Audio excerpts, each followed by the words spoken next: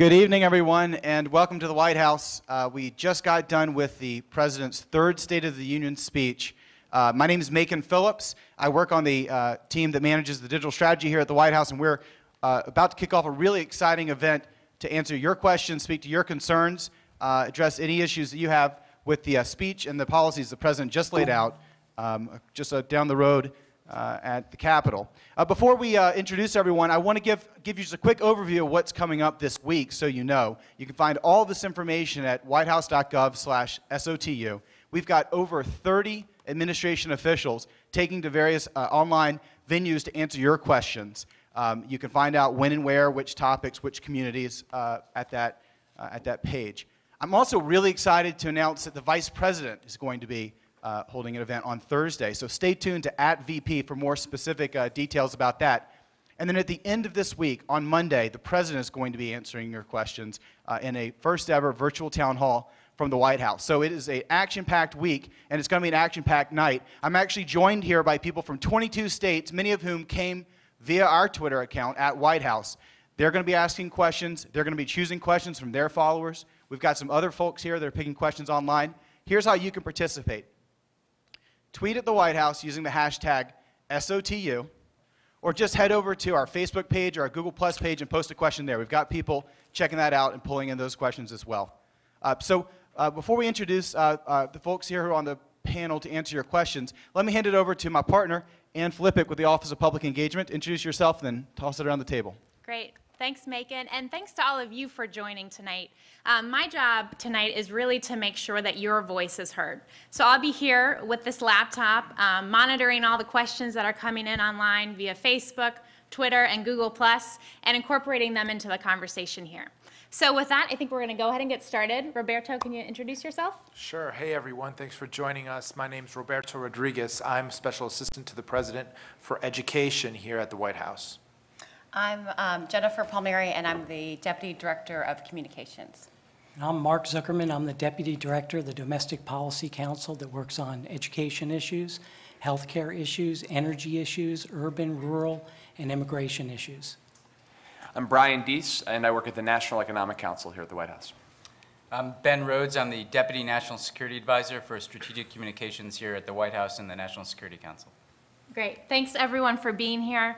We're going to go ahead and get started with our first question. This one actually came in online during the President's speech, and I wanted to start with it because I thought it really encompasses a lot of the frustration and fear that a lot of Americans feel.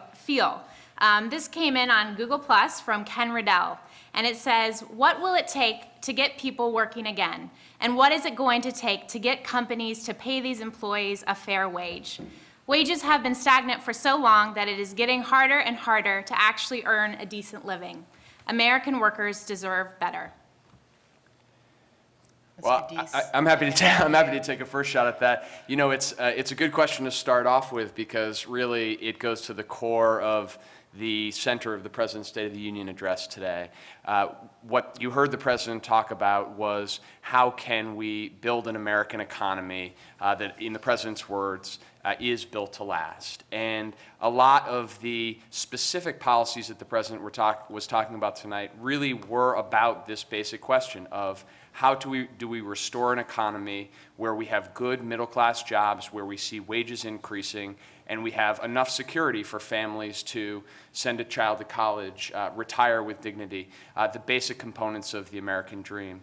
And so you heard the President talk about a lot of specifics. I think we'll have a chance to get into them. But really, that key question is at the heart of what the President talked about. And I think the urgency that you heard the President talk with and the actions that he took tonight, in fact, to say that he was going to act where Congress won't, underscore the fact that we really are at a crucial moment for the middle class. And the decisions that we make here in Washington and that families make across the country are going to determine the question of whether or not we have those good jobs. So rather than getting into all the details, I think maybe it's a good frame to start off this conversation, but it's exactly the right question.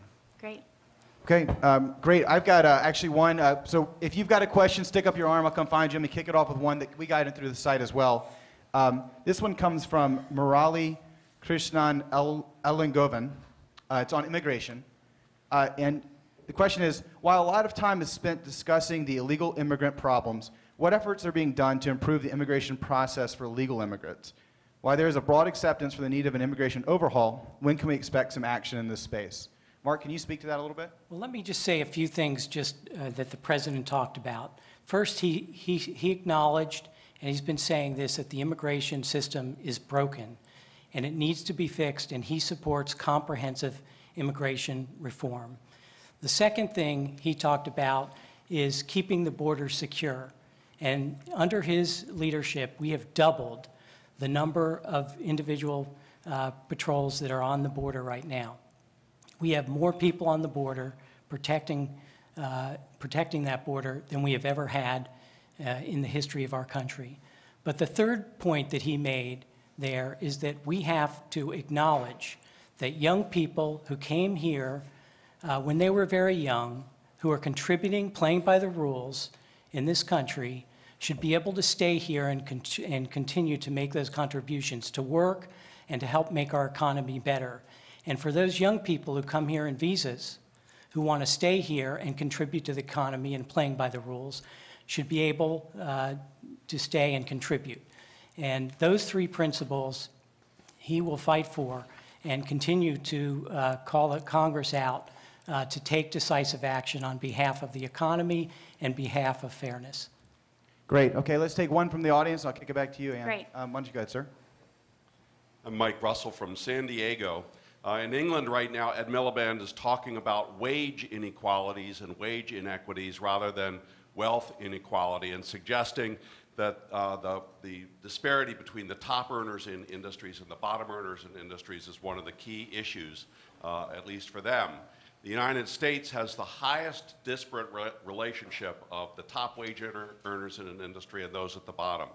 That's also resulted in a stalling of upward mobility. There's less chance for people to move out of the income bracket into which they were born now than ever before. So I'm wondering how the policies the President enumerated tonight might be enhanced by looking at wage inequality as a tax issue rather than wealth inequality, which gets the bad press about so-called class warfare.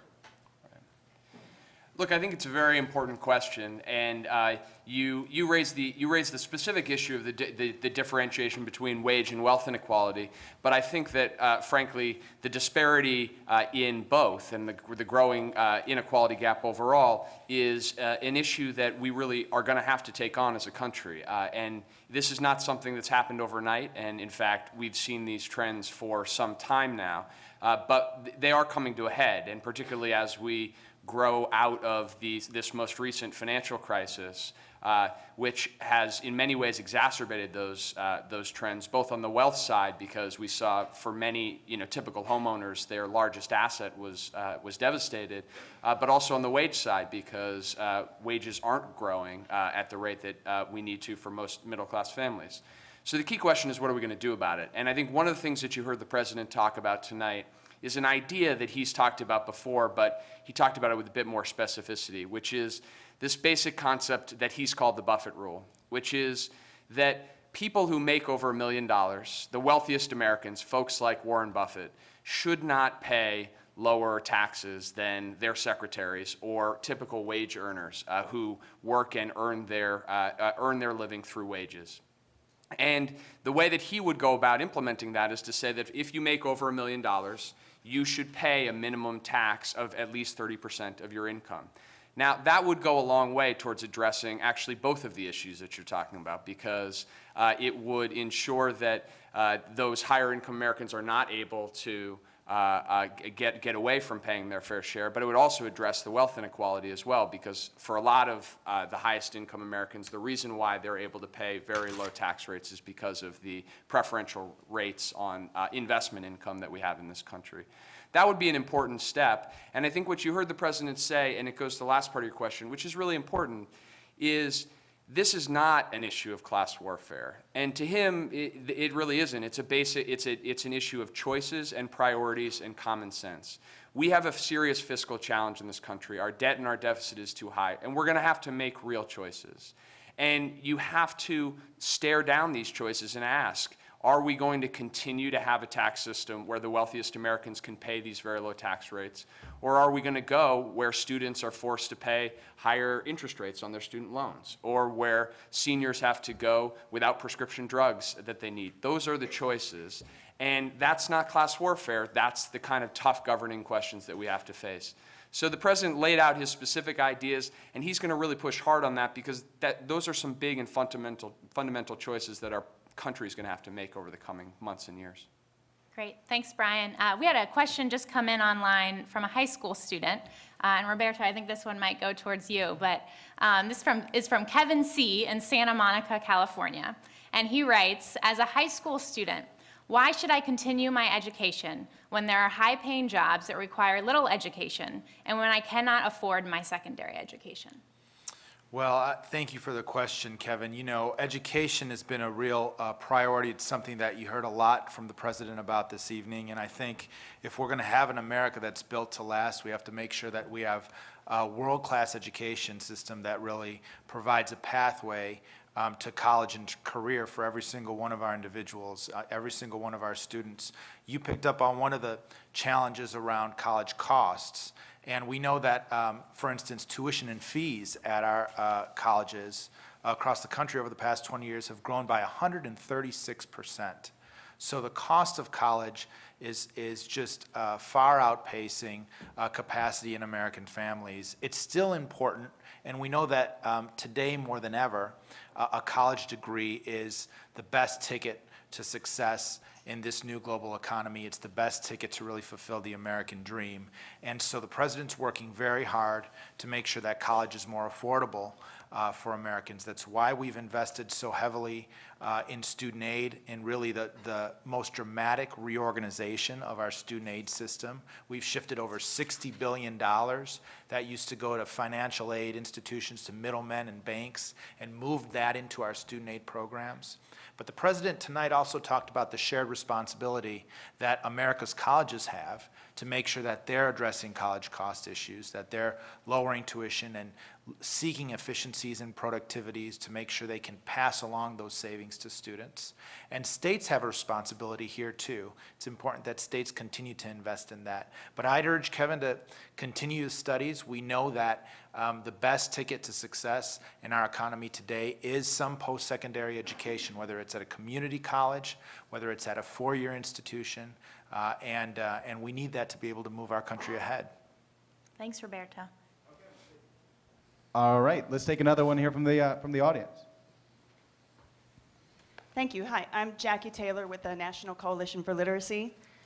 The president said early on in his speech that he wants us to restore an economy where everyone gets a fair shot and everyone does their fair share and everyone plays by the same set of rules. So how does the president plan to help adults who are not college or job ready to get a fair shot? 30 million American adults don't have the literacy skills to read or complete job applications. Many of them have undiagnosed learning disabilities. So how will we help them get the skills they need to be productive contributors to the economy? Well, Jackie, I think it's a really good question, and it's a really important point. This is why the president's continued to invest in adult education programs here at the federal level to make sure that those provide a robust network of support for our adults that are going to seek adult basic literacy as well as continuing training. You heard the president tonight also talk about a challenge to really train 2 million more Americans through our community college system and through partnerships between community colleges and American businesses. Our community colleges are institutions across the country serving over 11 million students around the country that are really lifelines to be able to provide continuing education and support. We need to be able to grow more programs at our community colleges and really grow more pathways for our adults to be able to continue to get education and training, begin to build those basic skills, and then transfer those basic literacy skills into really job-relevant skills that can help them land a job on the tail end there. And so the demand for our community colleges is higher than ever, and the president proposed efforts in the past on this. We've invested over $2 billion in our Trade Adjustment Assistance Program to grow community college pathways. The president has proposed buckling down on that as well tonight. I want to make sure everyone on the panel has a chance to speak, so I think this one is a foreign policy question for Ben. Came in via Google Plus from Miguel Serra, and he asks, what's the president's opinion on a military strategy that strengthens Western alliances in order to further reduce America's spending on its huge military apparatus? And what's his take on the feasibility of a global military alliance to reduce the world's expenditure on local defense in order to increase global investments in other important areas? Well, it's a great question, Miguel, and it's a very relevant question to a number of the things the President spoke about tonight. You know, for several years now, we've had rapidly increasing defense spending in this country, both in large part because of the wars in Iraq and Afghanistan, and also just because of the natural growth in some of our defense programs. So the President, just last month, announced a new defense strategy for the United States that over the next decade will cut nearly $500 billion from our defense budget. This redirects, I think, American national security policy in a fundamental way. And it does two things. In the first instance, it makes it clear that part of the way in which we bring down our deficit has to be bringing down our defense spending. And so therefore, this is a responsible effort, again, to cut $500 billion from our defense budget over the next 10 years. Now, part of those savings will be gained from ending the wars, and we've already ended the war in Iraq completely. We've begun the process of winding down the war in Afghanistan. But it also means making some hard choices about our defense priorities going forward. It means getting rid of the type of weapon systems that we don't need anymore, that are outdated, that were designed for a different time. And it means focusing on the capabilities and the priorities that we have to focus on to keep America safe in the 21st century. The President outlined a couple of those, a number of those, in his defense budget strategy. That includes continuing our counterterrorism efforts, which again have grown more targeted. No more are we having a situation where we deploy large masses of U.S. military force overseas in places like Iraq and Afghanistan. We can continue to degrade al-Qaeda even as we bring our troops home. It also means reorienting our focus to the Asia-Pacific region. This is a rapidly growing region in the world. America has a lot of friends, allies, and partners in that part of the world, a lot of economic interest in that part of the world, and we can have strong security relationships that, again, underpin the stability of the Asia-Pacific region going forward. So we've identified the Asia-Pacific as a priority. But also, we're doing something that Miguel highlights in his question, which is we are investing in alliances, because alliances are force multipliers.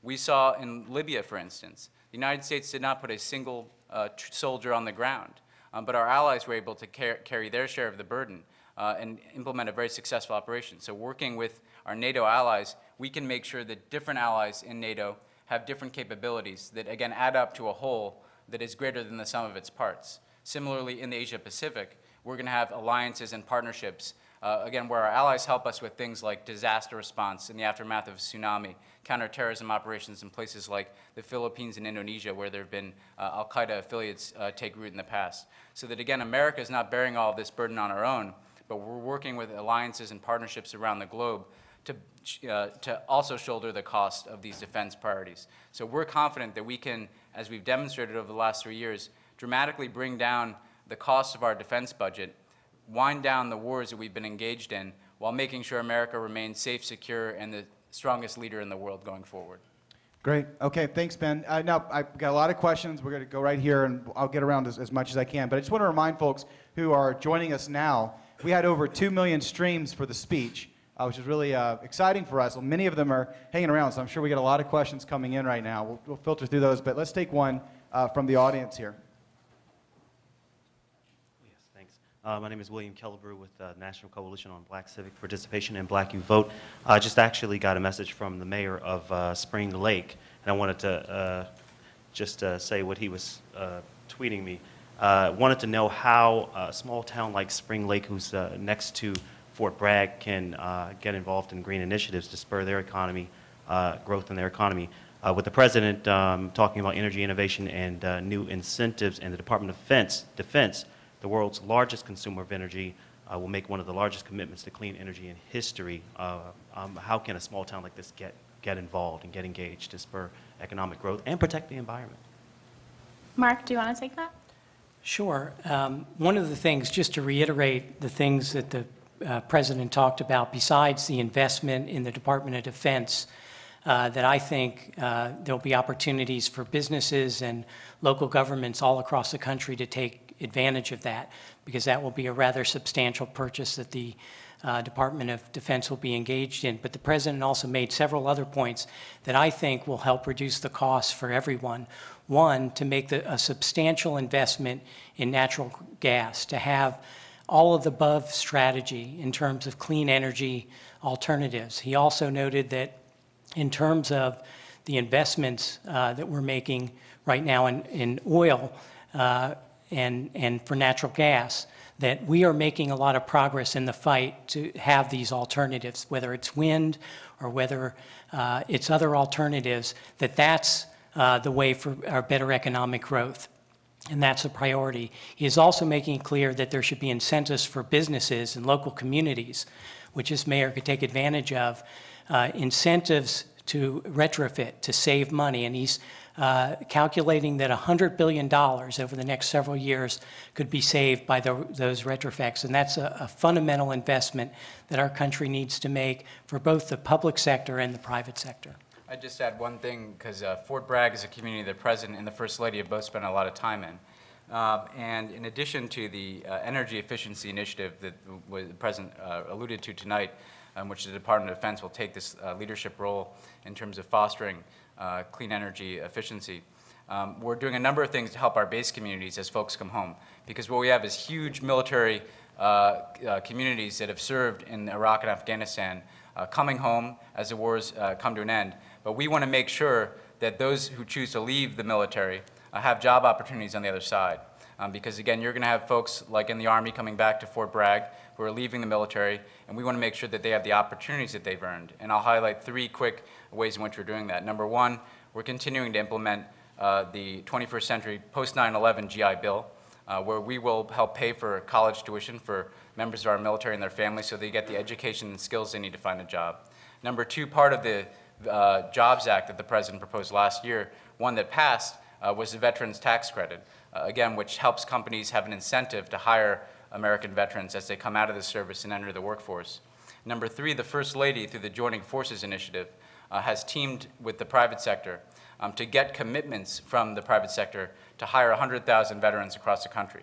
And these will be businesses that, again, help work with the military and the VA to match up veterans with employment opportunities in communities like those around Fort Bragg. So what we want to make sure is that as our veterans come home from serving abroad, that we enlist them in the work of building our nation at home. Part of that's going to be through energy efficiency opportunities and job creation, like the President spoke about tonight, but there are also a host of opportunities that we're going to pursue, again, by giving people the opportunity and the education they've earned, by giving companies incentives to hire veterans, and by matching up businesses with veterans who are leaving the service so that they can get the jobs that they deserve. Great. Let me just jump in here, Ann, because some of you may have seen this, but Arnie Duncan just tweeted that he's heading over here. He'll be here in a minute. So I would encourage you, if you have education questions, just sit on them for a minute. You can ask them to him. I got you over there. But if we can take one more, there's definitely some questions out here. Sir, how about you? Hi, it's good to be here. My name is Cedric Ricks, and I'm with the National Fair Housing Alliance. And first of all, we appreciate the President's appointment of Richard Cordray to the Consumer Financial Protection Bureau. A lot of us have worked hard to see that happen.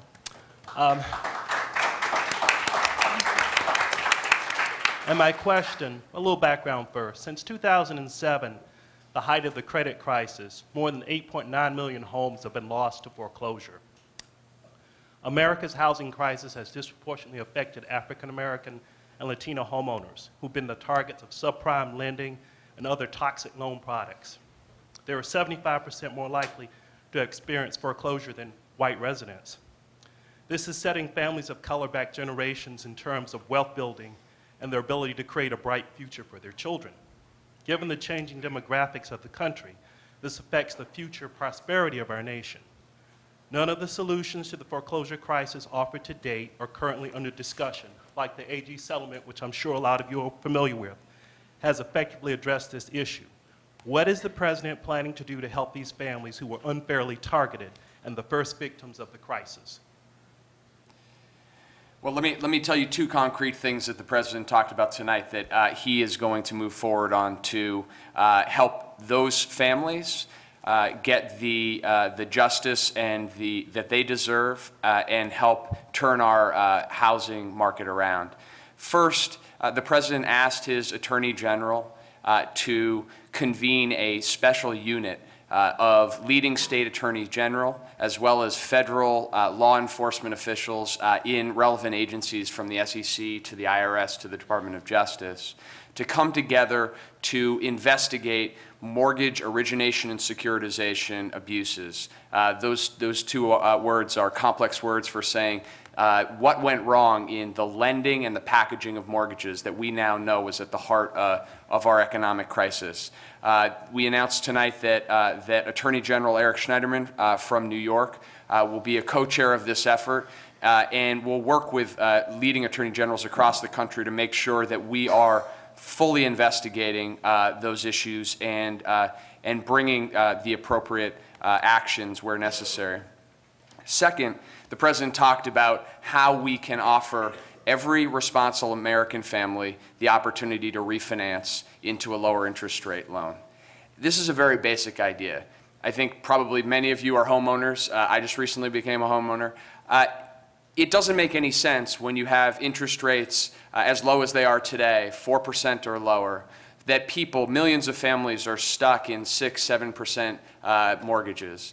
There was a woman who joined the First Lady in the Box tonight, Joan Milligan from Florida. Because of the actions that have already been taken, she was able to refinance and save a couple $100s a month. If you're able to lower your interest rate by 1% or 2%, that's what you can save. That's real money. As the president said tonight, on average, people save about $3,000 a year when they do this. So the president, again, in terms of concrete action, he is going to be presenting a plan to Congress in the coming days that would allow every responsible American the opportunity to refinance into a lower interest rate loan.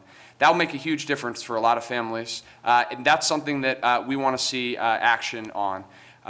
Those are two concrete things, two things the president talked about tonight, and I think that we're going to be talking more about housing in the coming days and weeks because, as the president said tonight, the problem is big enough and complex enough that government alone can't solve this, but it is absolutely not the case that government has no role to play and that there is nothing that we can do to help families and to help right our housing market.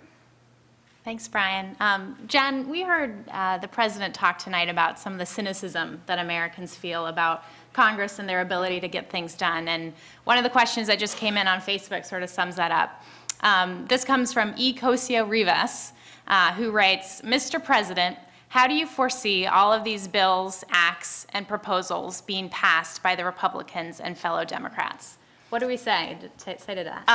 Well, I would say two things. One is that there's sort of, and we've spent a lot of today, at least in my world, in briefings with the press ahead of the speech. And as you can imagine, this is a question that we get a lot, which is that, you know, the House Republican caucus met this week, and Speaker Boehner indicated that a big priority of theirs would be figuring out ways to attack the president's agenda as opposed to acting on the president's agenda.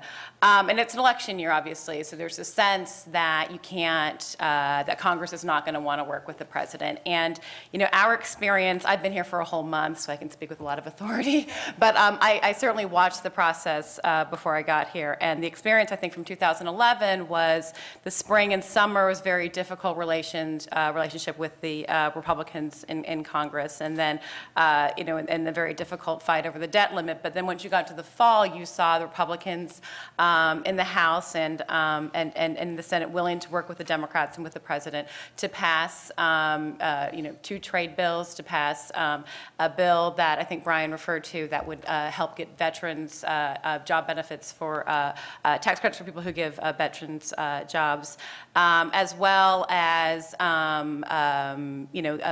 extension on the payroll tax cut and unemployment insurance, albeit for 2 months, but we're confident that we'll eventually get that for the full year. And, you never saw a real threat of a shutdown again, and felt that there was a sense among the Republicans in Congress that it was in their interest to work with the Democrats and with the president to get these things done. We think that that opportunity still exists. I worked for President Clinton in 1996 in another re-election year, and at that time the Republicans controlled both houses of Congress, and there was a lot that that was actually a lot of legislation that was passed that year because a calculation was made, I think rightfully so, by the Republicans that the voters expected them to do something, and so we think that the situation with the Republicans on the Hill is actually a little more dynamic than others may observe, and that the president can do a couple of things. He can continue to push them to act. He can continue to put things on the table like he did tonight, which are very common sense proposals that are going to do the things that everybody says they want to do, have more manufacturing, create more jobs, deal with the housing problems.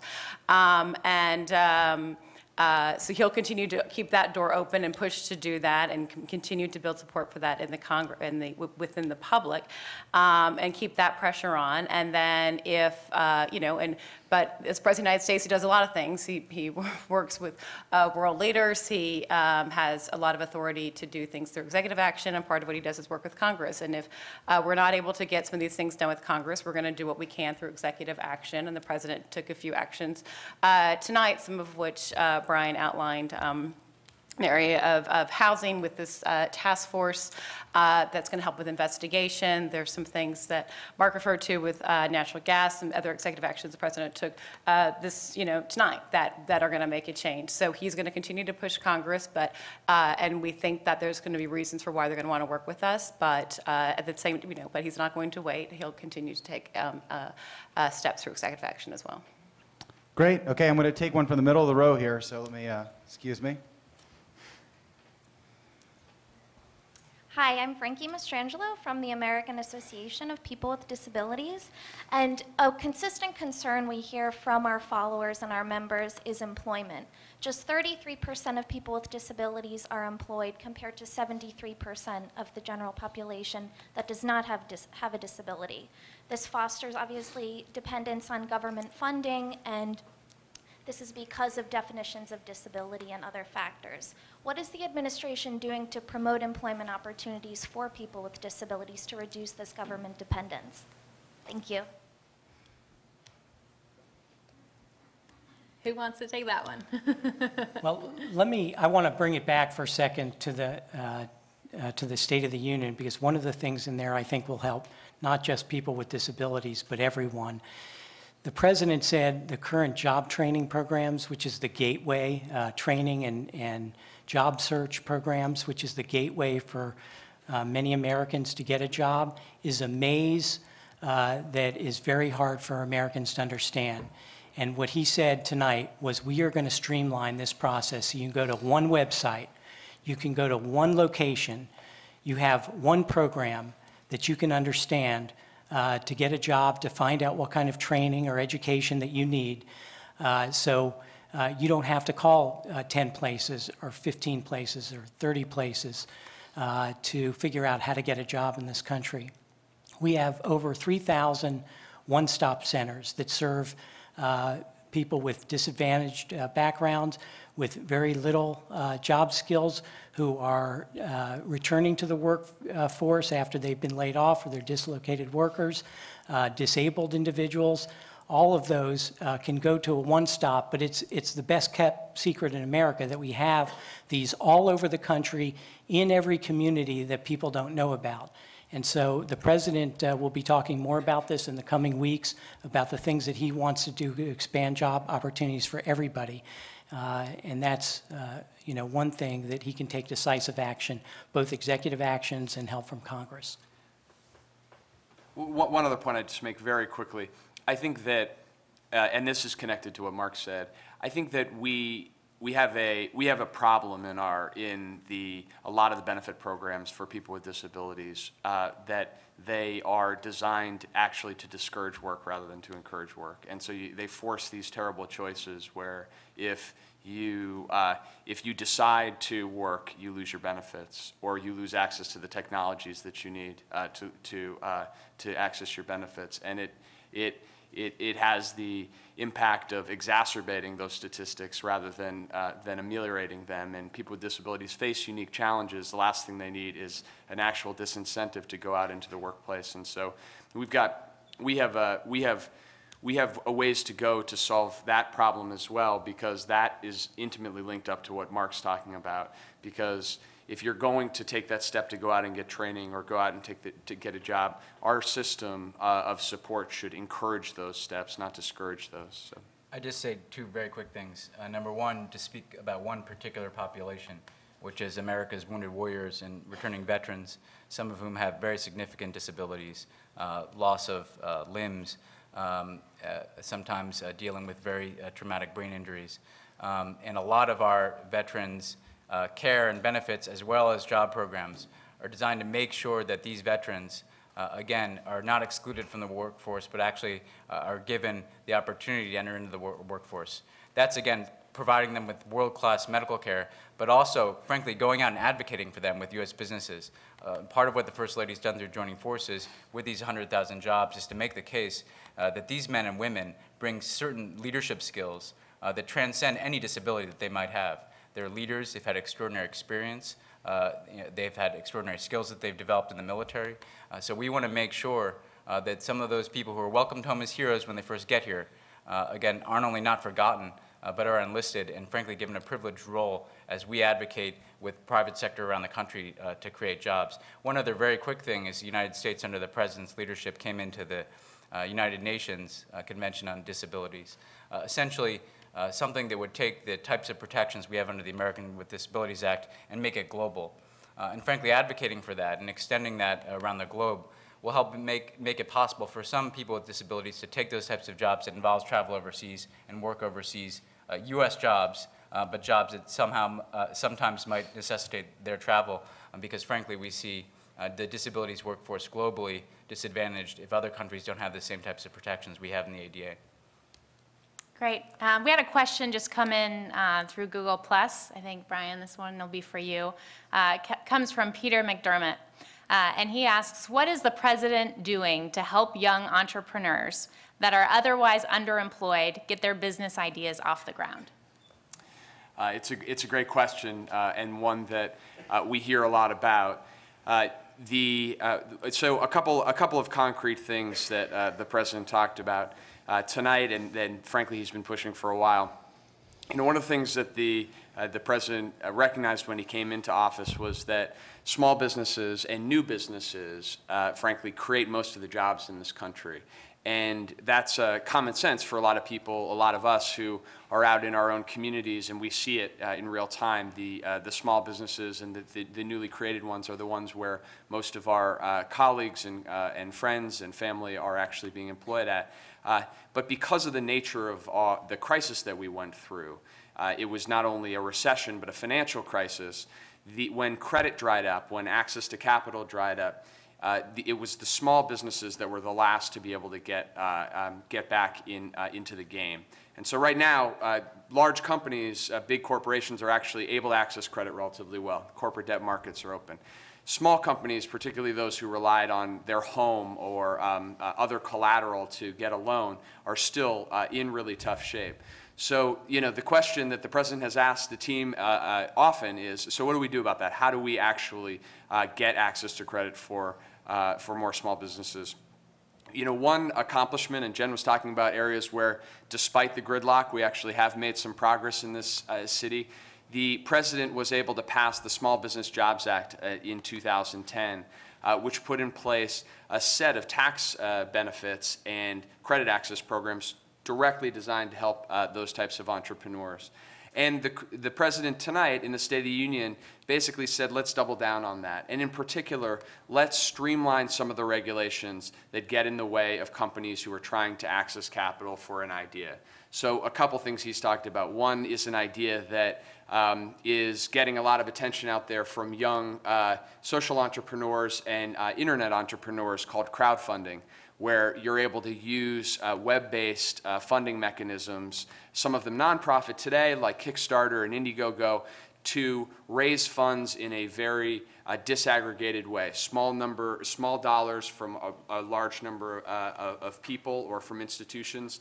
Some of the regulations that we have in place keep young entrepreneurs from using those types of mechanisms, growing those types of mechanisms. So we'd like to make that easier to do.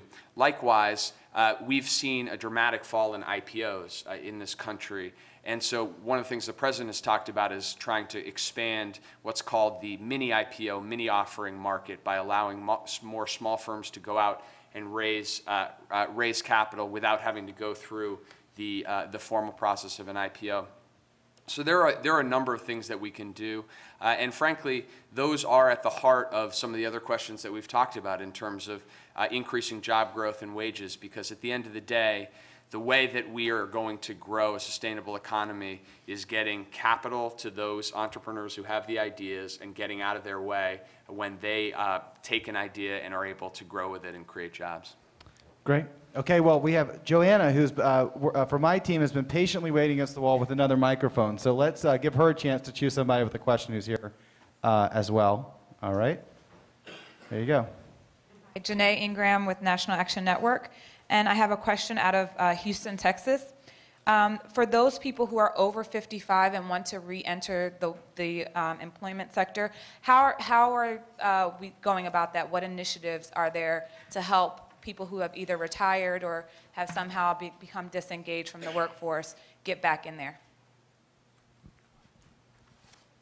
Well, a few things. Roberto talked about the president wanting to create 2 million additional jobs in areas that we know there's going to be shortages, and you do it through the community colleges.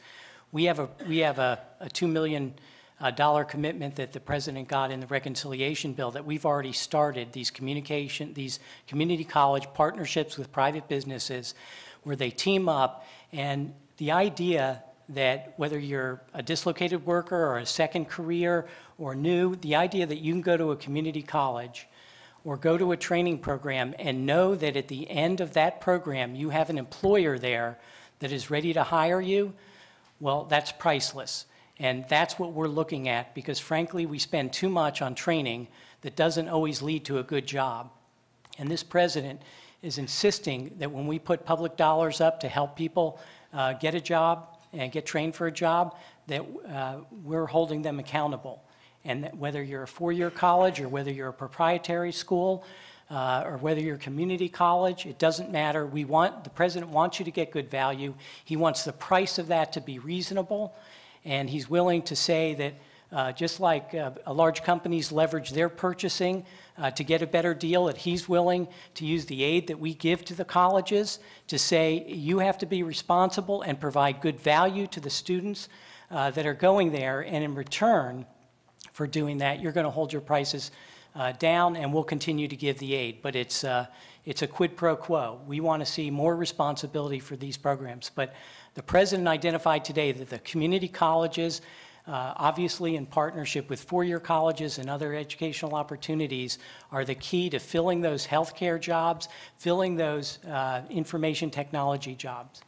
Yeah, just to add to that, I'd say much of our education work is framed by the president's goal that he set for us back in 2009, to say that by the end of this decade, we are going to lead the world with the highest proportion of college graduates. That means we have to move from about 40% to over 60% in terms of our share of college graduates as a nation. And right now, that means that we're going to have to produce 11 million additional college grads. We won't be able to get there if we're not opening pathways to college career for adults. And so some of the reforms that Mark mentioned here really build on a lot of what the president's already done to really increase access and affordability for adults to be able to go back to college.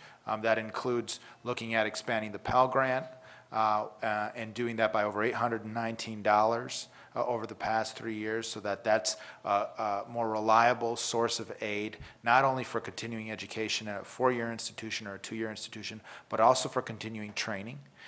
It's also why the President called tonight to make permanent the American Opportunity Tax Credit.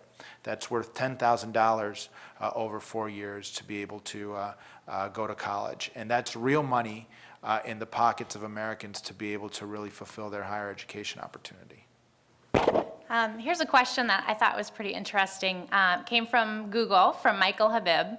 And he asks, how does the current administration hope to balance their verbal commitment to greater industrial efficiency, which carries huge benefits, but also tends to carry an intrinsic reduction in required human labor, with a simultaneous commitment to increase national rates of employment? Mr. Deese. It's a great question, actually. And one of the things that you can get me talking a lot about is energy efficiency in buildings and industrial facilities.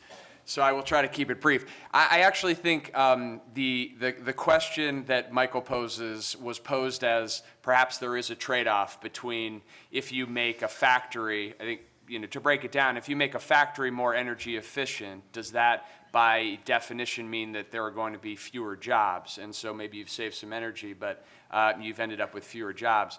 I think that what we found, and this is true both in the industrial sector, so in factories, but also in the commercial building sector, so in office buildings and the like, is that actually not only the act of making those facilities more energy efficient, but the ongoing maintenance involved in energy efficiency technology is a job creator. So, I'll just give you one very tangible example. A few months ago, the President went across the street, just around the block, to a building where they're upgrading the energy efficiency of a couple of floors of a commercial building. And you went in there, and what you saw was this is a really sophisticated high-tech construction site. And these were workers who lost their jobs because we had a massive housing crisis, which hit commercial real estate really hard. And these were jobs going in and putting in really energy efficient windows, putting in very high technology boilers in the top of the building, where there were tens of thousands of man hours involved in putting in these machines, and on an ongoing basis to operate them. There are good jobs involved, engineering jobs and the like. And what's exciting about it is that the owner of the building was more than happy to make the investment, because even though he was paying workers and to make these upgrades, the reduction in cost associated with his energy bill was going to pay off in 3 or 4 years. And so you have one of these things that really is a unique win-win in our economy, where you're able to actually reduce the energy intensity of our economy, save businesses money, and create good jobs at the same time. And so that's why the President talked about it. The President sometimes, when we do events on these issues, he jokes that energy efficiency isn't the sexiest issue in the world. But it really is a job creator, and particularly in an environment where we have double-digit unemployment rates in our construction sector, we have to do everything that we can to try to figure out how to create good jobs in that area, and energy efficiency is a real opportunity. Great. So, okay, perfect. Thanks. So we have a lot of questions here, but I've actually just got something in that I think you guys will find interesting. Let me see. How about talk over here? So just as a reminder to the folks watching, you can ask questions by tweeting at the White House and using the hashtag SOTU, heading over to our page on Facebook, on Google+. And then we have a whole week of engagement. So if you didn't get your questions answered tonight, head over to whitehouse.gov/SOTU, and you can get all the details about what's happening. The Vice President's going to be doing a Twitter chat, and of course the President's going to be doing a pretty great event on Monday that we're all really excited about. But if I can just bring up these slides here. Let's see if this works. Boom. Okay, great. So our good friends at Twitter were actually paying attention to the hashtag SOTU and sent us just 3 quick stats that I think are pretty interesting. The first is just the total number of tweets that came in during the event, 650,000 or so. The next one, all right, is tweets per minute. So we'll match this up with the speech, but it's kind of interesting how the rates go up and down throughout the speech. And then the final one, which I think will be, Sarah, are we good? Yes. This is a great way to introduce our next guest. If you go to the next slide and you look at the topics of messages, even though I think the president spent a large amount of time talking about jobs, he talked about energy policy, he talked about fairness, the #1 topic on Twitter was education. And that is a great introduction for the Secretary of Education, Arne Duncan.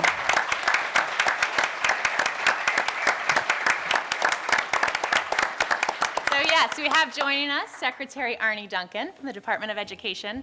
And Secretary, you just came straight from the Capitol, where you were in the room when the President gave the State of the Union. And we heard him talk a lot about education. Tell us a little bit about the experience of being there and some of your first impressions on the speech. First of all, you always pinch yourself. It's a little surreal. It's sort of mind-boggling being in there, but it's inspiring. And this is, we're fighting for our country here. And the president said repeatedly, this is our national mission. We have to educate our way to a better economy. And I think he laid out the vision from, attracting and retaining great teachers to making sure the college dream is part of the middle-class promise, that it's not just for wealthy folks. Retraining folks who have been working for years, may have got laid off, come back to community colleges. We always talk about this cradle-to-career continuum. So we've got a lot of hard work ahead of us, but it's an amazing opportunity. And just to be part of it, I can't tell you how much it means to me personally. Well, Macon, do we want to get a question from the audience?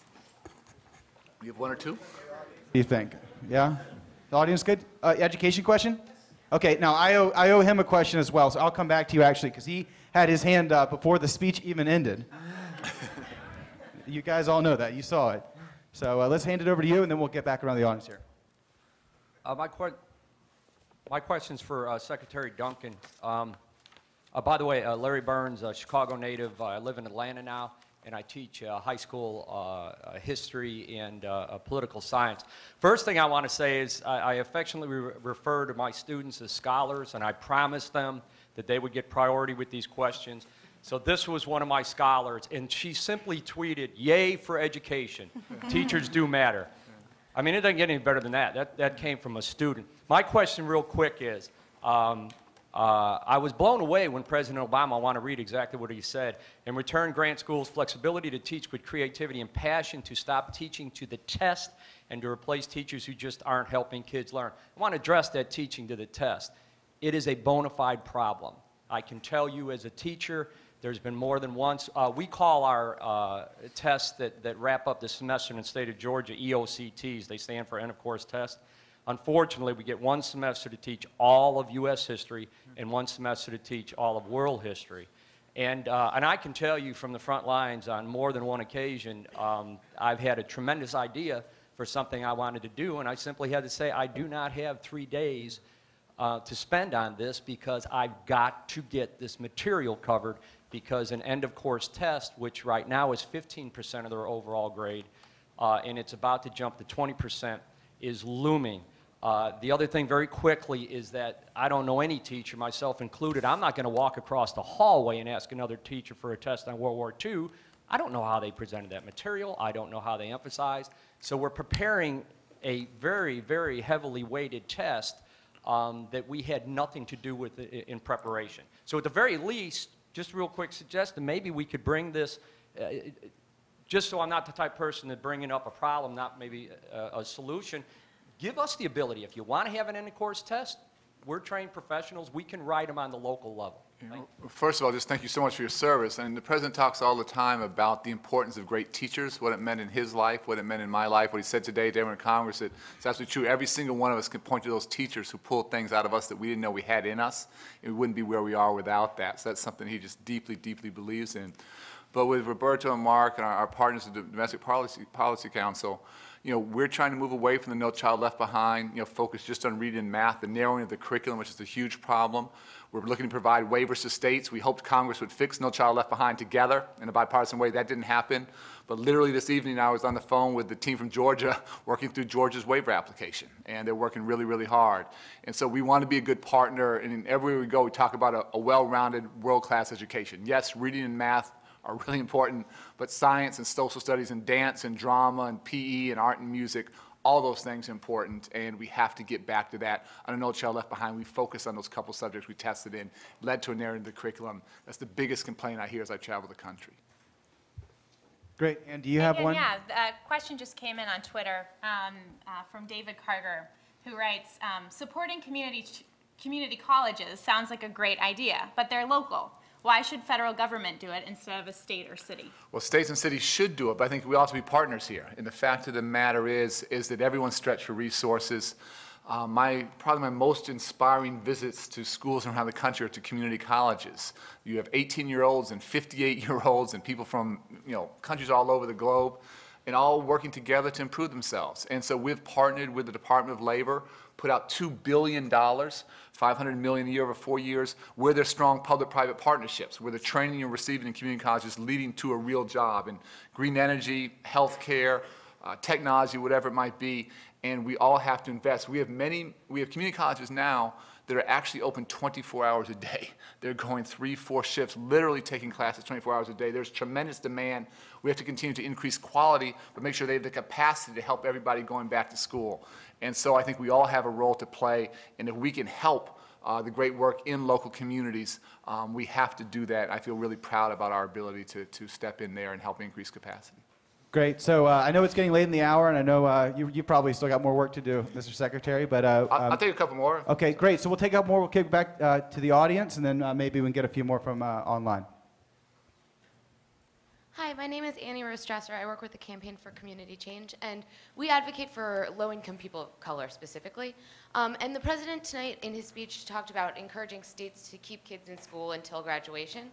I was just wondering if you could talk a little bit about basically how you would ensure the effectiveness of that policy and how it would have an impact on low-income communities of color specifically. Well, I think where the president starts is today, if folks drop out of high school, they are basically condemned to poverty and social failure. There are no good jobs out there in the legal economy, and that's changed. I'm not that old, but when I was in high school in the south side of Chicago about 30 years ago, my friends actually, it wasn't great, but they could drop out of high school, and they could get a good paying job in the stockyards and steel mills and buy a home and support a family.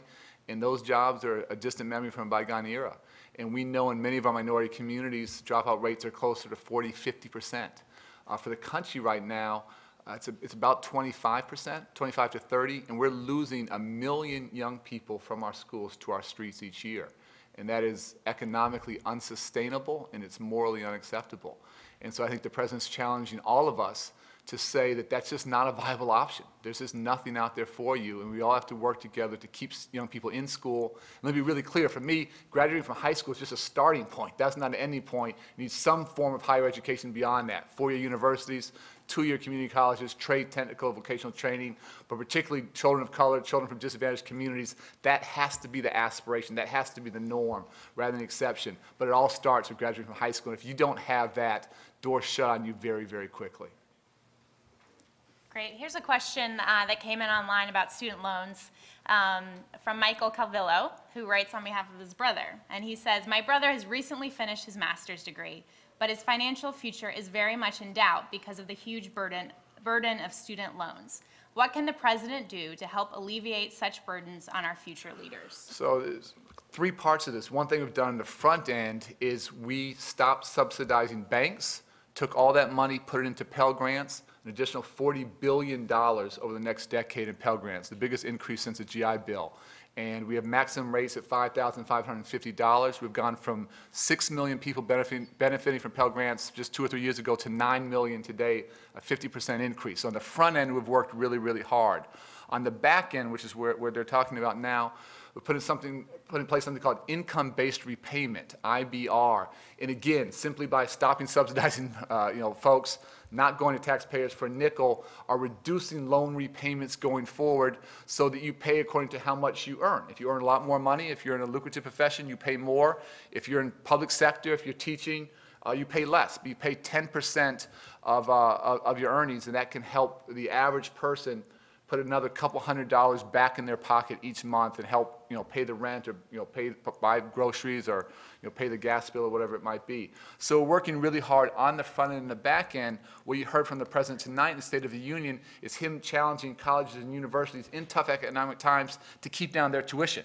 And if we increase Pell Grants, but they just increase tuition, then students don't benefit there. So we've worked really hard on the front end, feel great about that. Lots of movement on the back end, but we have to get colleges and universities to step up and be full and equal partners. That's tough to do in tough economic times, but as he talked about tonight, lots of universities around the country that right now are flatlining tuition, are keeping it flat, even reducing it, going to 3-year programs, going to no-frills universities, using technology, no-frills campuses, using technology in really innovative ways.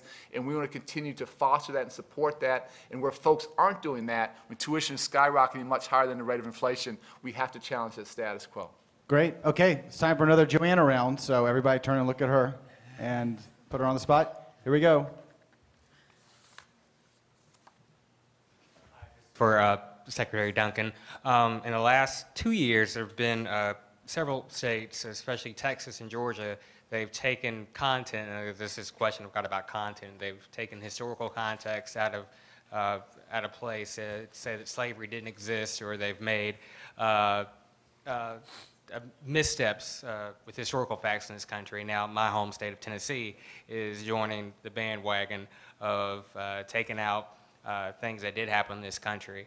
And I think to piggyback on, I guess, the comments, when you look at there, a high disproportionate amount of young black males that do drop out of college, I mean, out of high school, because, for example, I mean, if the content isn't properly given, and if they don't see that anything in this country in the educational system relates to them, then they don't feel there's a need to be bothered at all. So is there any system in place to make sure there's a national system of education? I know, you know, we believe in states' right, believe let the states handle it, but if you have Texas, Georgia, Tennessee, and then you have a slew of other states that, you know, are in a sense changing history, then you have another case in Georgia where, you know, you've got math teachers, you know, asking if 57 slaves picked 8, you know, apples, how many would you have? I mean, when you have things like that, I know teachers are given license or want to have license, but when it affects a lot of students, in a sense, negatively, then how does that happen? And what can be done to let there be some national blueprint that the states can follow, so you're not having 50 different educational systems? There are many, many things that were broken with the No Child Left Behind law. One of the things that I think was most insidious, and I don't think this was intentional, but what many states did is they actually dummied down standards to conform with the law. So they reduced standards, including the state I'm from Illinois. And what we've tried to do, rather than mandating something or saying states have to do that, we put some significant carrots out there for states to raise standards, college and career-ready standards. And as the President talked about, for a relatively small amount of money, huge movement. 46 states have now adopted internationally benchmarked college and career-ready standards. And literally, for the first time in this country's history, a child in Mississippi and a child in Massachusetts going forward is going to be measured by the same yardstick. This is a game changer. It's particularly a game changer for disadvantaged communities where those standards always get dummied down the most. So we're never going to dictate standards. We've put some carrots out there, and states have understood we have to race to the top. We can't, you know, reduce things. But now we're going to have better assessments coming behind that are being developed and led by the state level, and then better curriculum will follow from that. So higher standards, more thoughtful assessments, much better curriculum. So there's not something we can mandate or dictate, but the country's moving at a much more rapid pace than. Sponsored by the Tea Party. So when you have special interest groups. So I don't know if we can get rid of the Tea Party. I'm not quite sure that's our role. I'm all for democracy. But I do think it's important for people's voices to be heard. I do think it's important to have high standards. I think it's important that states understand the only way they're going to keep good jobs in their states is if they have an educated workforce. And a couple years ago, if you would have asked anybody, would 46 states voluntarily adopt college and career standards, they would have said you were crazy. And this is bipartisan. And this thing has happened, again, because we put significant carrots out there, and the President's shown tremendous leadership and courage on this issue. Okay, Ann, why don't you take one more from online, and then we'll wrap it up with one from one from here, but with a challenge.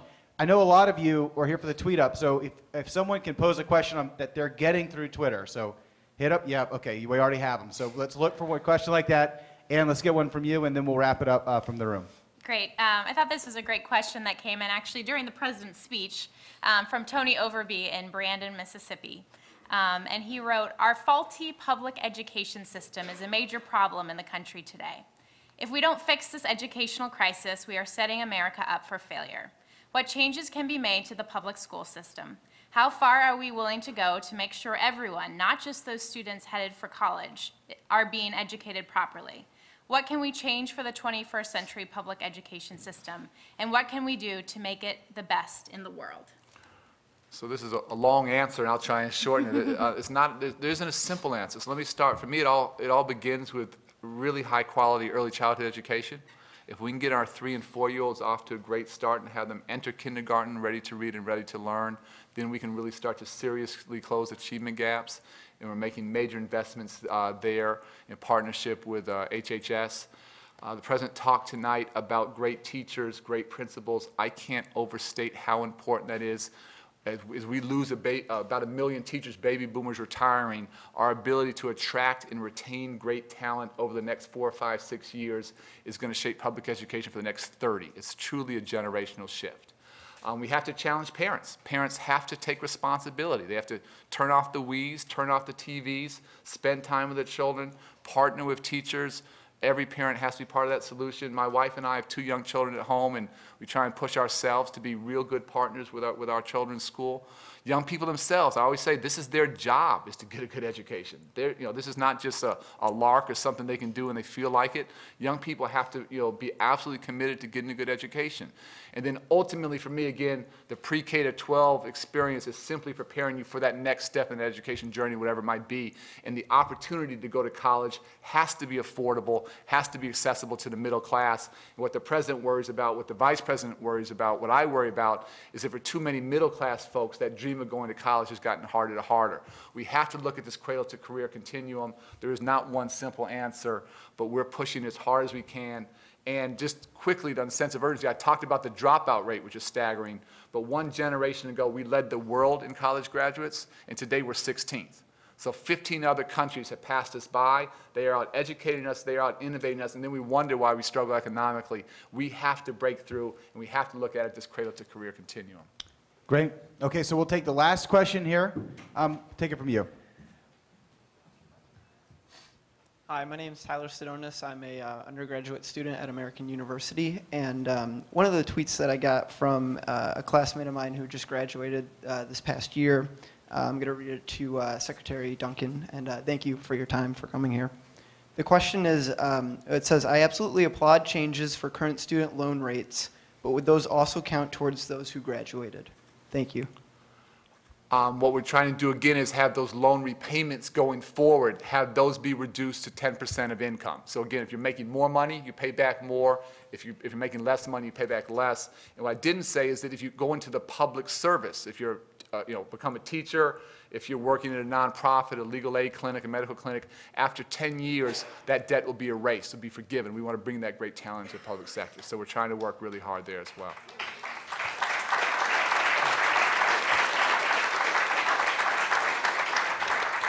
Okay, so we're going to wrap things up for the evening. I know it's late. I want to thank everyone for being here. Thank everyone online for tuning in. Thanks Secretary Duncan and the rest of our panel for participating.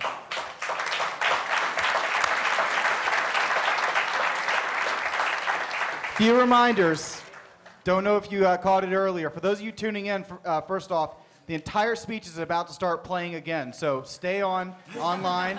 Anyone here who wants to see it for the second time is welcome to stay. But that's going to start playing. And then we have a week's worth of online engagement activities. All the details at whitehouse.gov/State of the Union. Vice President Biden's going to participate, and President Obama is going to wrap it up next Monday. Thanks again for tuning in, and we'll see you tomorrow.